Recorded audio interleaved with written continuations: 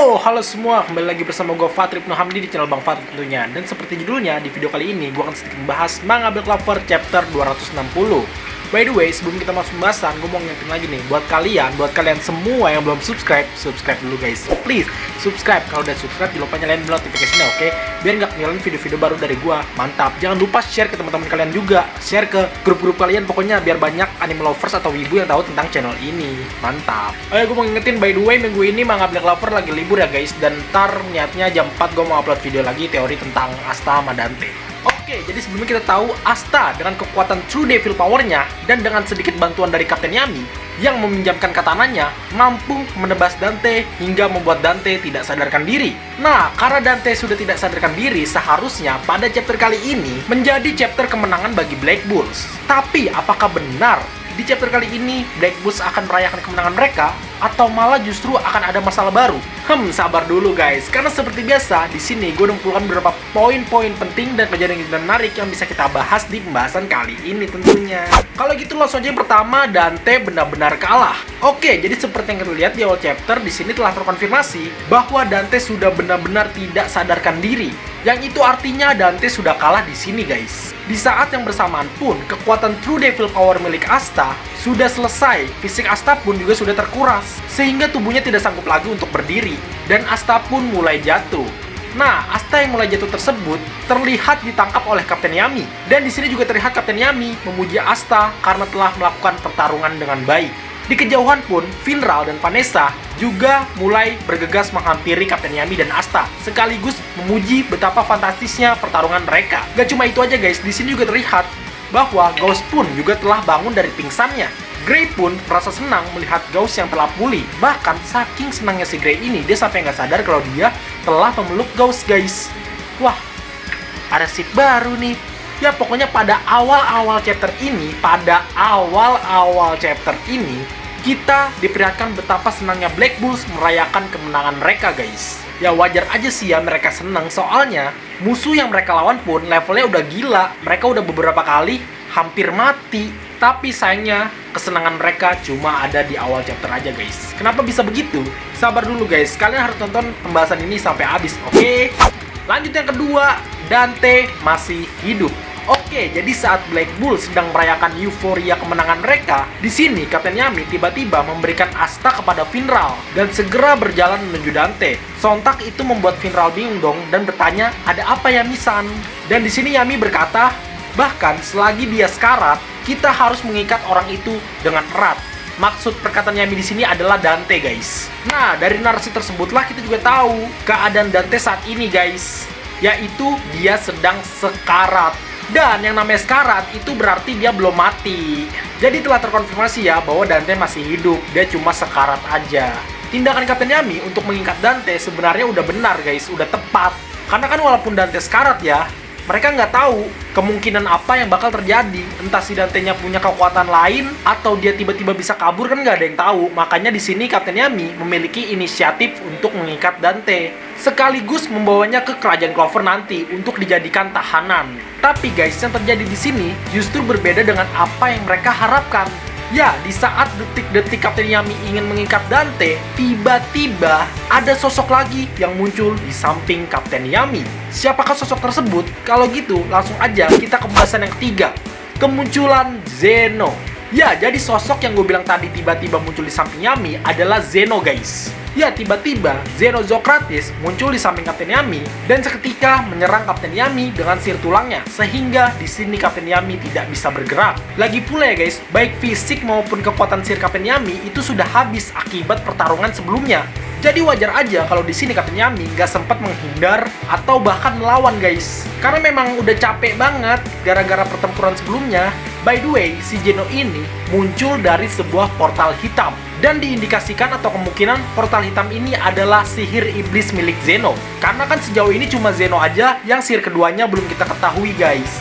Ya kalau kita lihat-lihat ya guys, kalau kita perhatikan sihir ini bisa dibilang seperti sihir ruang. Ya walaupun belum dikonfirmasi secara langsung, tapi kalau kita lihat dari visualnya ini tuh seperti sihir ruang. Dan dari kejadian ini bisa kita simpulkan bahwa salah satu kemampuan dari sihir portal milik Zeno ini adalah dapat membuat penggunanya berpindah atau berteleport ke suatu tempat yang jauh. Ya kira-kira hampir mirip-mirip lah sama sihir ruangnya Faltos gitu. Tapi guys, karena sihir ini adalah sihir iblis, jadi pastinya sihir Zeno ini lebih hebat daripada sihirnya Faltos. Mungkin jarak yang bisa diteleport atau ditempuh oleh Zeno ini bisa lebih jauh dibandingkan sihirnya Faltos. Dan perlu gue ingetin lagi, ini merupakan sihir iblis. Jadi kekuatan teleport ini gue yakin baru salah satu yang kita ketahui aja. Dan mungkin masih banyak lagi kemampuan-kemampuan yang dimiliki oleh sihir portalnya si Zeno ini guys. Ya namanya juga sihir iblis gitu, sangat disayangkan banget kalau cuman sekedar sihir ruang yang bisa berteleport. Pasti akan ada kemampuan spesial lainnya, cuman kita harus bersabar ya menunggu chapter-chapter selanjutnya.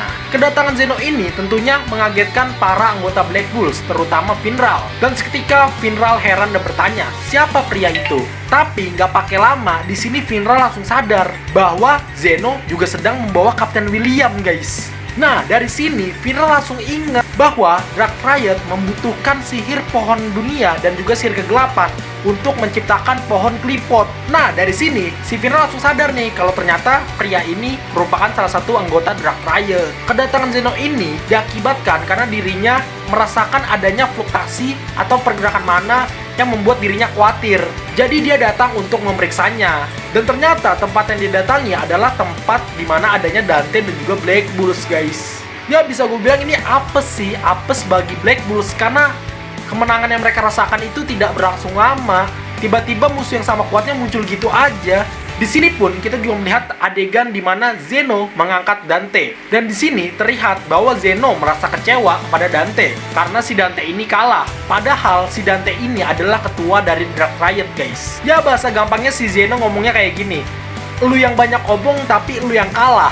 Kan wajar aja kalau kayak gitu kecewa sama kesel gitu. Oh iya guys, karena di sini Zeno datang sambil membawa William, gue berspekulasi bahwa saat merasakan adanya pergerakan mana, saat itu Zeno sendiri sedang dalam perjalanan pulang ke kerajaan Spade. Karena kan kita tahu ya, tempat di mana Dante dan Black Bulls bertarung itu sendiri berada di perbatasan kerajaan Spade. Jadi sangat masuk akal kalau waktunya bertepatan dengan perjalanan pulangnya Zeno. Dan kalau benar saat itu Zeno sedang dalam perjalanan pulang, berarti bisa kita asumsikan bahwa semua anggota Dark Riot menyerang dalam waktu yang bersamaan guys. Si Vanica ke kerajaan Heart, si Zeno ke kerajaan Clover, dan si Dante menemui Black Bulls. Soalnya kan kita taunya kalau di manga alurnya itu kan Zeno duluan, terus Vanica, terus Dante. Padahal enggak guys, padahal mereka barengan gitu. Lanjut yang keempat, sempat terjadinya sedikit pertempuran. Setelah mengangkat tubuh Dante, di sini Zeno terlihat memperhatikan tangan kanannya Asta. Dan seketika dia mencoba untuk menyerang Asta dengan sihir tulangnya. Seakan-akan si Zeno ini tahu atau merasakan bahwa ada hal yang berbahaya dari Asta, sehingga harus disingkirkan. Makanya di sini dia ngincernya Asta doang guys. Untungnya di sini ada Finral yang dengan sigap menggunakan sihir ruangnya untuk membelokkan serangan tulang milik Zeno. Dan di saat si Zeno ini melakukan penyerangan, di sini kita melihat adegan di mana tangan Zeno di sini bergetar guys. Dan mungkin bergetarnya tangan Zeno ini menandakan bahwa kekuatan iblisnya atau sihirnya sendiri sudah mau habis. Karena kan kita tahu ya, sebelumnya si Zeno ini melakukan pertempuran atau pertarungan dengan Yuno. Jadi wajar aja kalau kekuatannya udah mau habis. Bahkan di sini pun si Zeno sempat berkata bahwa dia beruntung telah mengalahkan Yuno terlebih dahulu. Nah, karena kekuatannya udah mau habis, makanya di sini Zeno memutuskan untuk mundur dibanding bertarung dengan Black Bulls. Sebenarnya sih guys, di sini si Zeno sendiri berkata bahwa dia mau membawa Asta. Tapi melihat kondisi dirinya sendiri yang dimana saat itu tangannya sudah mulai gemetar, Zeno memilih untuk mundur terlebih dahulu. Ya sebenarnya sih, walaupun si Zeno ini mundur, dia tetap untung guys, karena dia telah mendapatkan Kapten Yami. Tapi Black Bulls yang melihat kaptennya telah dibawa, tentunya nggak begitu aja membiarkan Zeno pergi. Sehingga sempat terjadi sedikit pertarungan di sini guys. Mulai dari Gauss, Vanessa, Finral, sampai Henry sekalipun ikut turun tangan untuk menghentikan Zeno. Tapi serangan mereka semua dapat ditahan dengan sihir tulangnya Zeno. Wah gila, pokoknya kacau banget dah guys. Si Zeno ini OP banget gitu, sama OP-nya sama anggota Dark Triad yang lain. Bahkan Roger, kucingnya si Vanessa, bisa ditampol sama dia. Wah, pokoknya kacau dah. Lanjut yang kelima, Asta kembali memohon kepada iblisnya. Oke, di saat anggota Black Bulls yang lain sedang bertarung melawan Zeno untuk merebut kembali Kapten Yami, kita tahu bahwa saat itu Asta sudah tidak bisa berbuat apa-apa lagi berkat tubuhnya yang sudah lemah akibat pertarungan sebelumnya. Namun ternyata di sini Asta tidak menyerah guys, dan kembali berkomunikasi dengan si iblis. Sama seperti sebelumnya, di sini Asta kembali memohon kepada iblisnya agar dia diberikan kekuatan lagi. Bahkan di sini dia tidak peduli berapa banyak tubuh yang akan diambil oleh si iblis. Tapi kali ini si iblis menolak permintaan Asta. Di sini iblis berkata bahwa tidak mungkin untuk meminjamkan Asta kekuatannya lagi. Pertama-tama, sekarang tubuh Asta sudah tidak bisa bergerak. Dan dengan kondisi tubuh Asta yang sekarang, itu membuat si iblis tidak dapat membuat kontrak dengan Asta.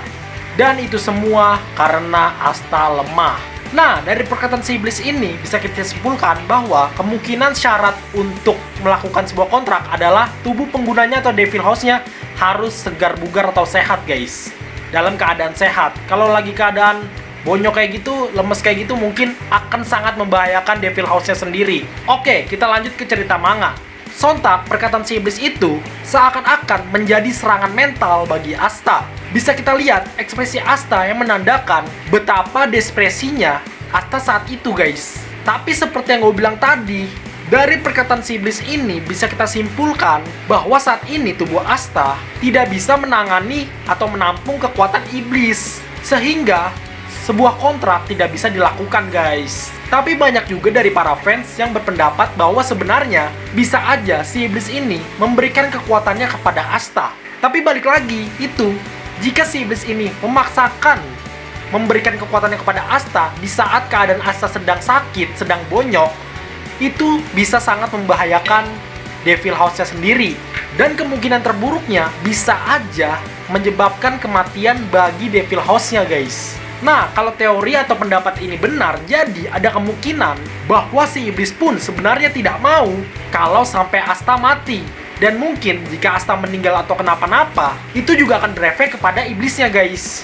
Jadi secara nggak langsung bisa kita bilang di sini si iblis bukan hanya melindungi Asta biar tubuhnya baik-baik aja, tapi secara nggak langsung dia juga melindungi dirinya sendiri guys. Tapi ingat, ini masihlah sebuah teori. Dan yang keenam, Black Bulls gagal, Kapten Yami diculik. Oke, jadi ini adalah hal menarik terakhir yang akan kita bahas pada pembahasan kali ini. Seperti yang kita lihat, segala usaha telah dilakukan Black Bulls untuk menghentikan Zeno. Tapi semuanya sia-sia guys. Bahkan sihir benang takdir milik Vanessa tidak bisa menyelamatkan Kapten Yami. Alhasil, Zeno pun mulai memasuki portalnya sambil membawa Kapten Yami, Kapten William, dan juga Dante. Ya, di chapter kali ini Black Bulls telah gagal merebut kembali Kapten Yami guys. Dan ada salah satu momen dari Kapten Yami yang benar-benar buat gue speechless gitu. Gue udah nggak bisa ngomong apa-apa lagi. Yaitu pada saat detik-detik si Zeno ini mulai memasuki portal. Di sini kita melihat adegan di mana Kapten Yami memberikan senyum kepada para anggotanya guys. Wah gila, gue pas lihat adegan ini, pas lihat Kapten Yami senyum, sumpah gue nyes gitu. Speechless, gak bisa ngomong apa-apa lagi. Dan para anggotanya pun cuma bisa melongo diam melihat Kapten Yami dibawa. Wah, senyuman dari Kapten Yami ini pun seakan-akan mengatakan kepada anggotanya bahwa dia akan baik-baik saja. Tapi tetap aja guys, tetap aja. Padahal gue udah baca chapter ini sampai 4 kali loh. Kalau sama spoiler sampai 4 kali. Dan gue pun udah tahu endingnya dari sebelum chapter ini rilis, karena gue baca spoilernya. Tapi tetap aja nyes gitu pas nge-scroll tiba-tiba adegan ini. Wah anjir, gue kayak gitu. Pokoknya tuh setiap gue baca adegan ini ya kayak, ya anjir ya. Padahal gue udah tahu kalau bakal dibawa. Kalian ada yang sama gak kayak gue? Kayak rasa nyesnya tuh tetap kerasa gitu. Aduh, parah dah chapter kali ini. Ditambah lagi kita melihat ekspresinya para anggota Black Bulls, terutama Asta. Bisa kita lihat guys pada akhir chapter betapa desperesinya ekspresi Asta saat itu. Pandangannya kosong melihat Kapten Yami dibawa. Wah gila, nyesek banget dah. Ya bisa dibilang keberuntungan masih ada di tangan Dark Triad guys. Sekarang mereka sudah mendapatkan apa yang mereka mau, yaitu pengguna sihir pohon dunia dan juga sihir kegelapan. Yang dimana itu artinya kebutuhan untuk menciptakan pohon kelipot sudah terpenuhi. Dan jika pohon klipot benar-benar tercipta, maka gerbang underworld akan segera terbuka. Dan kesempatan untuk terjadinya arc manusia versus iblis akan semakin besar, guys. Bukan tidak mungkin gitu kalau gerbang underworld terbuka, kita akan melihat perang sama iblis. Dan prediksi kalian benar, sekarang nasib Asta sama seperti Yuno. Sekarang mereka sama-sama memiliki tujuan untuk menyelamatkan kaptennya masing-masing. Dan rencana yang terbaik adalah menyelamatkan Kapten William dan Kapten Yami sebelum Dark Riot menjalankan rencana pohon klipotnya. Karena kan kita nggak tahu ya, efek apa yang akan diterima oleh Kapten Yami maupun Kapten William jika sihirnya digunakan untuk menciptakan pohon klipot. Bukan tidak mungkin efek terburuknya adalah menyebabkan kematian bagi keduanya, guys. Wah, gue kalau Kapten Yami meninggal, gue nggak siap dah. Bener-bener gue nggak siap. Udah, gue nyerah guys. Masalahnya Kapten Yami salah satu karakter favorit gue di Black Clover gitu. Kalau sampai nggak ada dia lagi, aduh, yuk kita bata, gue tanah gitu, gue keluarin pedang anti sihir, gue bacok gitu. Aduh, jangan sampai. Nah, apakah Kapten Yami, Kapten William, dan gak ketinggalan Loro Pechika akan bisa diselamatkan oleh aliansi kerajaan sebelum Dark Riot membuka gerbang underworld? Patut kita tunggu, guys.